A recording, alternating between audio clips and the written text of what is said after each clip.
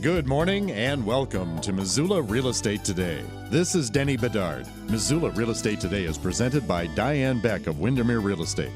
And now, Missoula Real Estate Today on News Talk, KGVO.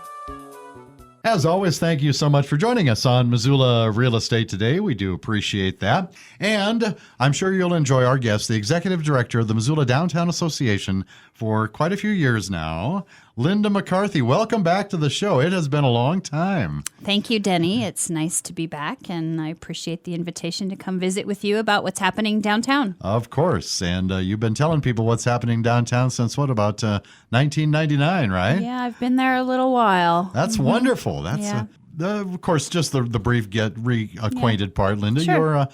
Your duties, kind of an overview of what's all involved being the executive director at the Missoula Downtown Association. Well, to be honest, it's actually, I'm the director of the Downtown Missoula Partnership now. So under the umbrella of the partnership, which has been in place for 10 years, we operate the Missoula Downtown Association, which has been around since 1975.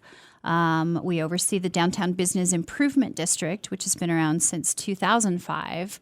And then, of course, the Missoula Downtown Foundation, which was created in 2010. So we have three nonprofit organizations. We have a 501c3, a 501c6, and a component unit of city government. And those three organizations collectively comprise the Downtown Missoula Partnership. So we have 8 employees, and we do all the things that people love about downtown Missoula. So the association built and manages Caras Park. We do about 65 events a year.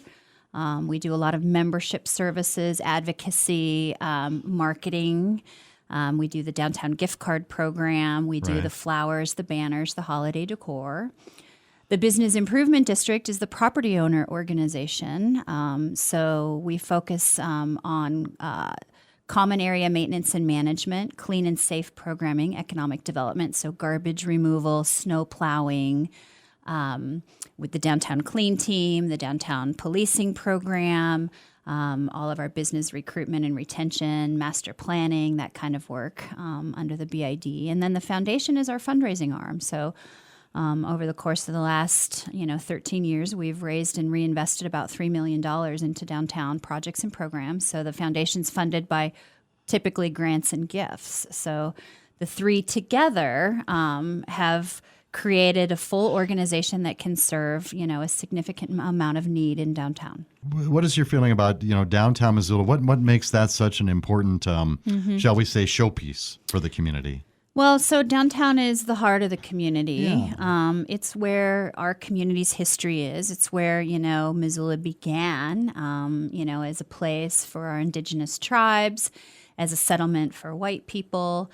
It's where the university is. It's the heart of our community. It's where people connect. It's where we come together to celebrate, to attend events or parades, or to protest, or engage with government. Yeah. It's where we entertain ourselves. It's our arts and culture district. It's where we have great options for food and beverage. It's really a very strong part of our economy. It's where a good significant portion of our tax base is the strongest. It's where our community health is defined. It's where our uniqueness is at its greatest display. And it's where our history is, where our heart and soul is. And so downtown is, the very first part of our community, right? Missoula Real Estate Today, well said, by the way, my friend, very well said. Missoula Real Estate Today, presented by Diane Beck at Windermere Real Estate here on News Talk KGVO. My guest, Linda McCarthy with the Missoula Downtown Association. We hear the phrase a lot, especially lately, I think, Linda. It's kind of a buzz phrase about the downtown master plan, and I'd like you to talk about that a little bit. I guess the first question I might have is, how does it develop? Who's involved and who contributes to the development of a master plan? So back in the early 2000s, downtown was having a lot of issues, and we were very much in a place of reacting to things that were happening to us. Change and growth were coming down the pipeline, and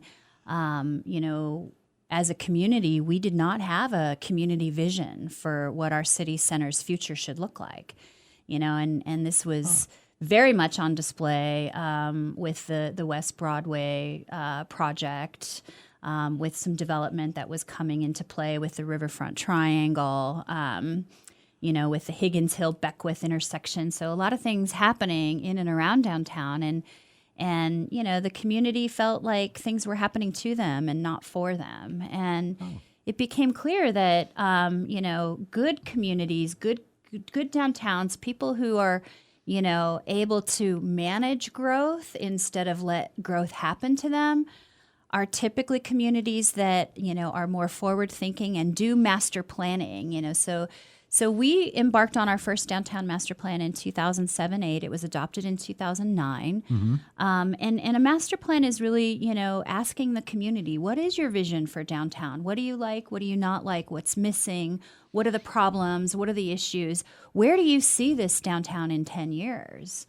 And, throughout the course of that first 10 years with that first downtown master plan, we were able to direct and manage growth in a way that Missoulians wanted it to happen. And, that first plan saw about $700 million of investment in our downtown over a 10-year period. So that a lot of that is like a focus inward, thinking about how we work with and navigate the river corridor. How do we get to and in and out of downtown? What kind of businesses or housing do we want downtown? Do we want downtown housing?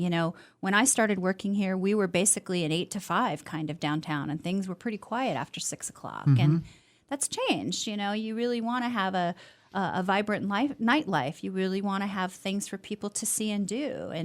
And so that first master plan, gets everybody working on the same page: public sector, private sector, governments, nonprofit agencies. A master plan helps investors and developers and residents, know where we're going. What does the future look like? It's a more predictable type of scenario.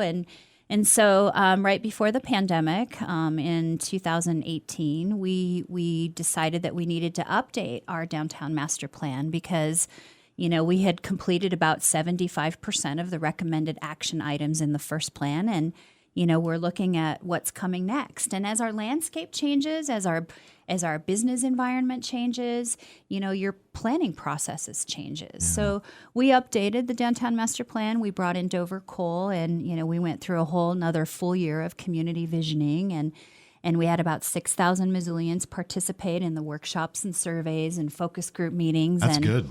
We had a week-long charrette, 5 days, where the consulting team opened shop 8 to 6 p.m. and anybody could come in and talk to them and share their ideas. And we captured all of that. Yeah. And the new plan, was adopted in 2019. And, it has set the stage for what's happened over the course of the last 4 years. I've been in enough focus groups to know that feedback can be fascinating and feedback can be frustrating. Yes. You could ask 100 people. If you asked 100 people, what would be the most significant improvement in your mind for downtown Missoula? You'd get 100 different answers. Yeah. But in the course of all of that, did anything come across your desk that you just thought, wow, that idea knocks it out of the park? Did you ever see the idea of the skating rink inside the Merc? No. We've seen a lot of different but I'm thinking things. We could do a whole show on quirky suggestions. We could. That might be fun. It would be fun. Let me share with you some of the examples of projects that came out of that That would be great. plan, yeah, I'd love to know. So like First Interstate Bank, remember it was a single-story building, now a 6-story building. Garlington Lawn and Robinson built a whole brand new building using New Market tax credits and then sold their old building to Missoula County. Providence St. Pat's, look at what's happened in terms of development and growth, on their property. Stockman Bank, a new 6-story building. The Poverello Center, used to be the Poverello, the Food Bank, the Salvation Army were all in the core of downtown. Now they all have brand new facilities in different parts of our community. Look at Peak Health and Wellness. That was a print shop that stood vacant for 7 years. That's right. Yeah. And the Merc, the Merc was vacant for 7 years before Homebase came in and did that development project. And then, look at Rome student housing. You have 400 college students and young professionals living downtown now. And then look what's happened in the old Sawmill District. That was the old mill that, was a $10 million cleanup, environmental cleanup. And now you have, thousands of people living down there. So those are some of the projects that came out of that first downtown master plan. That is, those are some amazing development highlights. That's exciting. And that's just private sector. When Right. when you think about the public sector, Missoula College. Remember when it was, in that single-story building next to Sentinel High School? Sure. We called it the Votech, I think, back in those days, right? And then the county courthouse. they invested about $6 million in renovating the courthouse. The Park Place Garage. In 2013, we have now 400 parking spaces in the Park Place garage. Plus, you've got Silver Park, you've got the Van Buren and Orange Street interchanges. Those are all, investments that have happened because we have a downtown master plan and we know where, we need to see investment happen. Yeah. Gosh, if we only had that skate park in the Mercantile, though, Other than that, sounds like you're doing a fairly good job over there, Linda. Missoula Real Estate Today, presented by Diane Beck of Windermere Real Estate here on News Talk KGVO. My guest, Linda McCarthy with the Missoula Downtown Association. Also, I wanted to say thanks to a couple of Diane's marketing partners that help bring you this program every weekend on KGVO. Miles Link at Opportunity Bank of Montana and Rob Fleming with Man Mortgage. Here's one, of course, that will always be, it'll always be talked about, Linda. It'll always be an issue.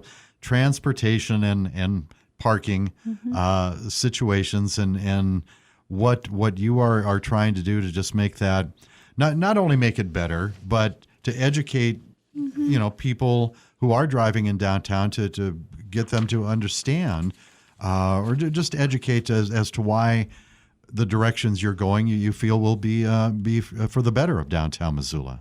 So parking and transportation is important to everybody, no matter where you live. Everybody drives, and a lot of people bike, walk, and bus, right? Mm-hmm.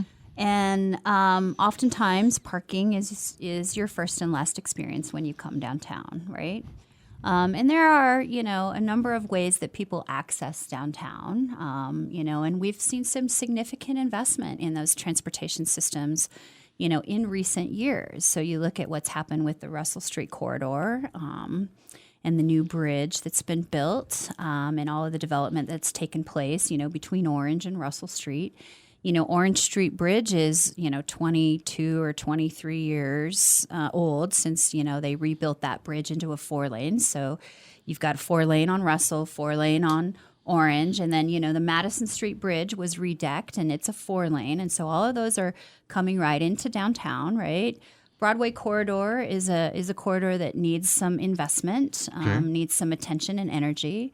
And then, of course, we've been focused quite a bit on Higgins corridor lately. We have. I wanted to approach it, but I thought I'd wait for you to bring it up. So we just wrapped up a 3-year bridge redecking, a challenging project, but turned out to be not as challenging as we thought it was going to be because the pandemic hit 2 months after the bridge started construction. So the pandemic ended up being a much bigger impact on downtown. And we have over the last 2 years been going through a public planning process. The city has been working on this planning process for Higgins from Broadway to Brooks.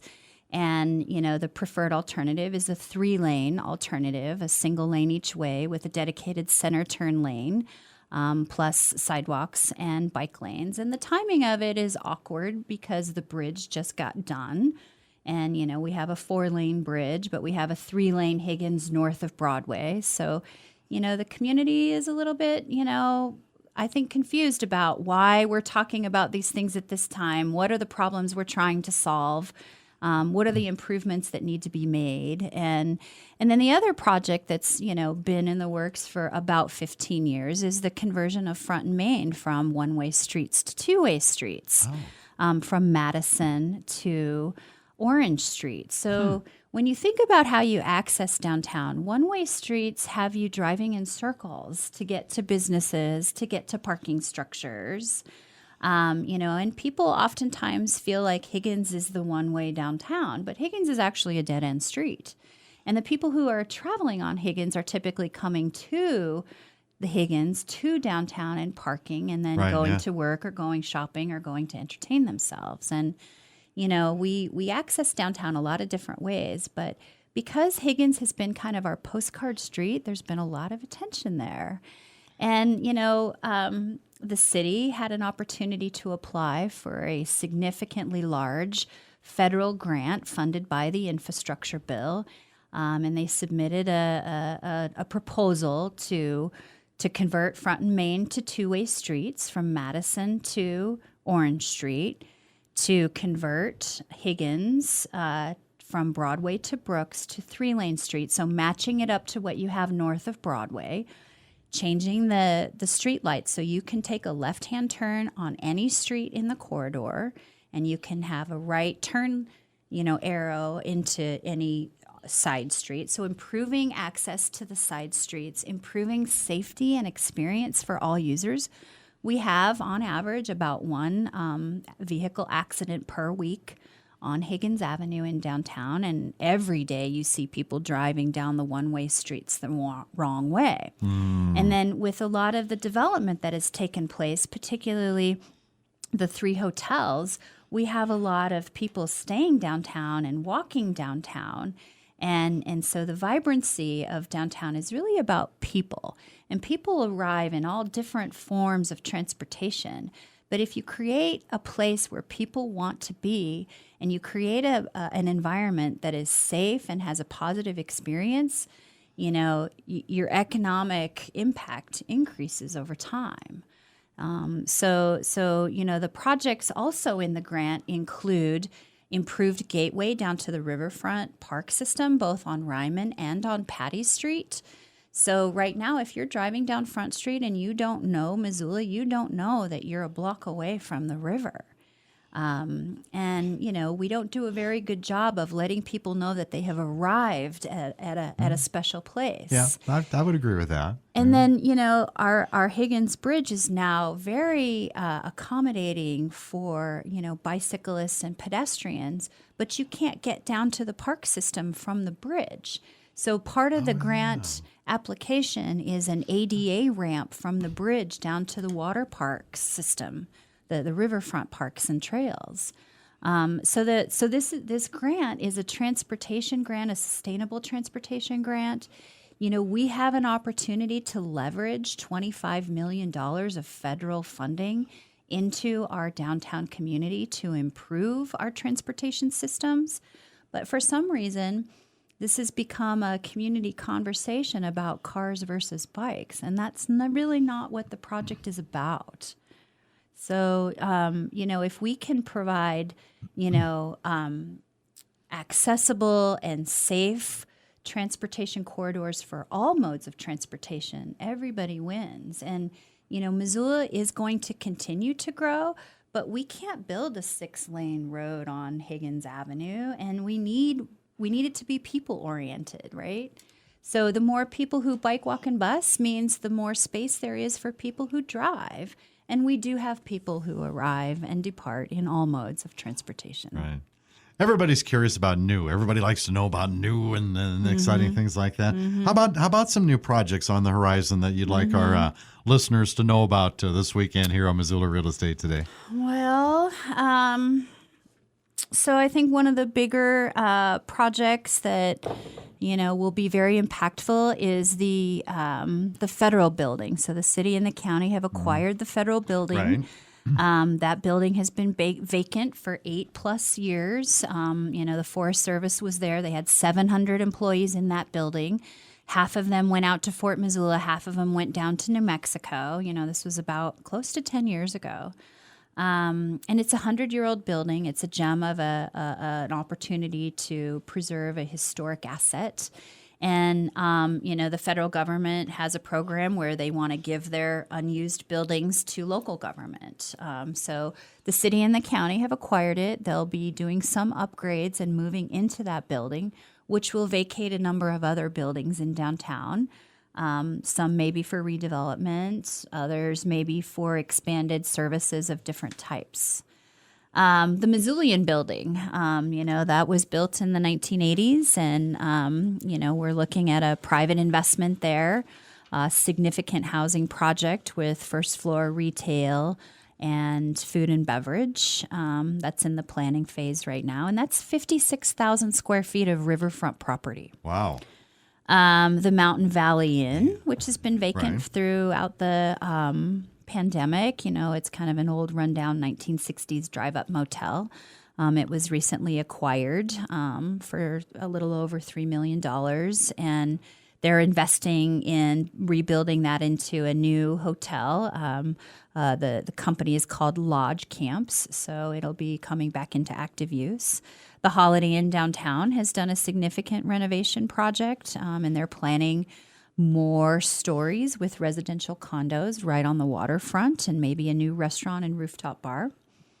Providence St. Pat's, they had a 6-story building in the works before the pandemic hit. That project is on hold, but remember they acquired the old Safeway store property right across the street from where they're at. And then, of course, the Riverfront Triangle. Who knows what's going to happen there? We had a great project lined up, Farron Realty Partners, Logjam. Yeah. The pandemic hit, Logjam pulls out of the project. If that hadn't happened, we'd probably have a 400 or 500 vehicle parking structure under construction there and a hotel with an arts center. So, I don't know what's going to happen there, but those are some of the things that, are kind of coming down the horizon. Projects that our organization is working on, the Downtown Missoula Partnership. Have you been to Karis Park in the last year? Have you seen the investment that's been made there? Yeah. So we partnered with the city and installed a filtration system for our stormwater. So for the entire time Missoula has been here, everything that goes down into the street drains gets dumped into the river. And you can imagine the kind of things that happen downtown in a vibrant college town, right? I'd rather not. But Yeah. So I know where you're going. So we, as a way to improve the quality and health of the water systems, the river, we installed an infiltration gallery, and we dug down almost 120 feet underneath the park. And then, we renovated the lawn. Remember, the old hill was just a big hill of dirt. Yeah. You could be in the park and not even know you're on the riverfront because you couldn't see the river. Yeah. So flattening that space and better connecting the park to the riverfront, we have more space for people to use. It's got a nice seating wall around it. We rebuilt the amphitheater seating. Before you could only face the building side of the park. You'd only be looking at the stage. And now you can turn around and sit and face the river. And that's just phase 1. So our phase 2 project, and there are 2 of them, is, the bridge project. When it went under construction, all of the parking had to be relocated from underneath the bridge to other areas back in 2019, and we had space available for other locations, and so we're converting that from a parking lot to a park to better connect Karis and East Karis Park, to provide activities for people of all ages. We have like 3,000 more downtown housing units. When you live downtown, you typically don't have a yard. Your riverfront parks and trails is your yard. So imagine, weather protected space, rain, snow, sun, right? Bike parking, table tennis, climbing features, skating, seating in the shade, and then you have a better connection between the 2 parks, right? Instead of a dark and dreary parking lot, now you'll have art and lighting and play equipment for people of all ages. We hope to do part of that this year and the rest of it next year. The other project is a riverfront terrace at Brennan's Wave. So Brennan's Wave popped up about 15 years ago. We've seen a lot of focus and energy on that part of the river. We have a lot of people tubing. Oh, yeah.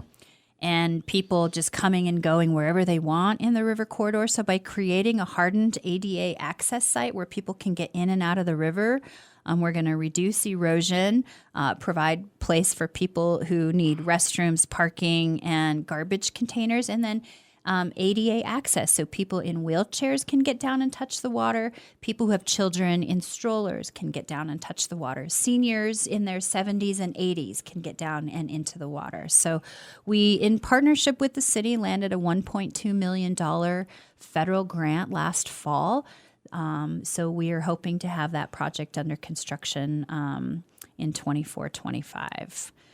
We're also working on a heritage interpretive project for the parks. Everybody wants to have their historical history told in Missoula City Center Park. So, the Native American history, the Lewis and Clark history, who is Bess Reed, why is it called Karis Park, what is the Stormwater project, what is the Milltown Dam project. So we need to organize and sort through and create an experience where the stories are told in a way that makes sense and can be well consumed by our audience.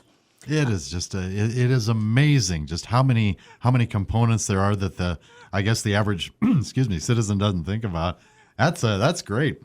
Missoula Real Estate Today has been presented by Diane Beck of Windermere Real Estate here on News Talk KGVO. My guest Linda McCarthy with the Missoula Downtown Association. Before I let you go, Linda, real quick, some ways that perhaps people can engage and support downtown.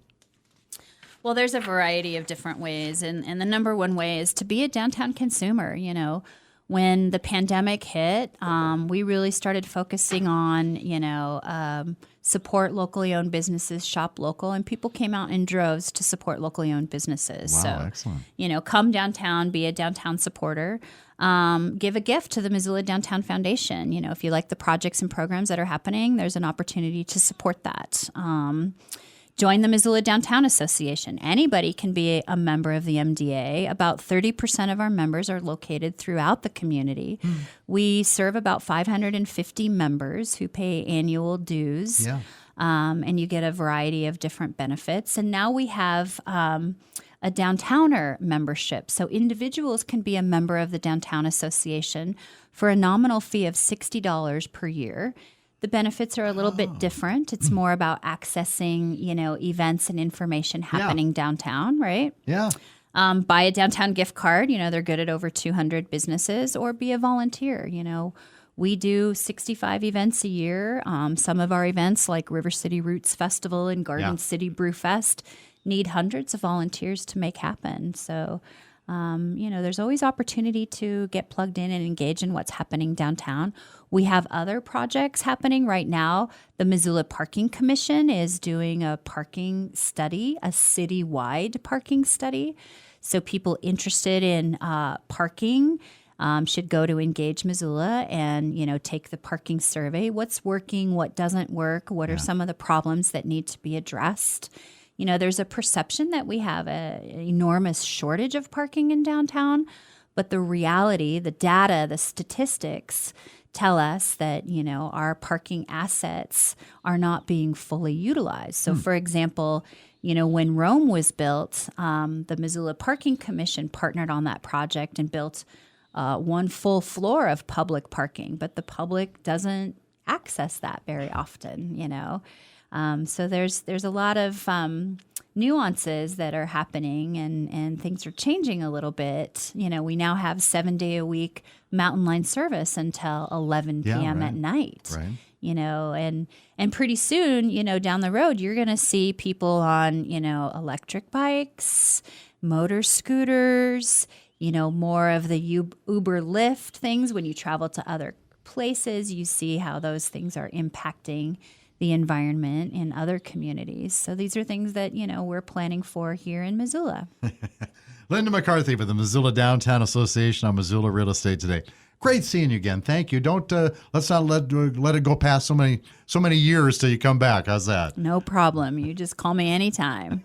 Thank you for listening to Missoula Real Estate Today, presented by Diane Beck of Windermere Real Estate. We'll see you next time on Missoula Real Estate Today.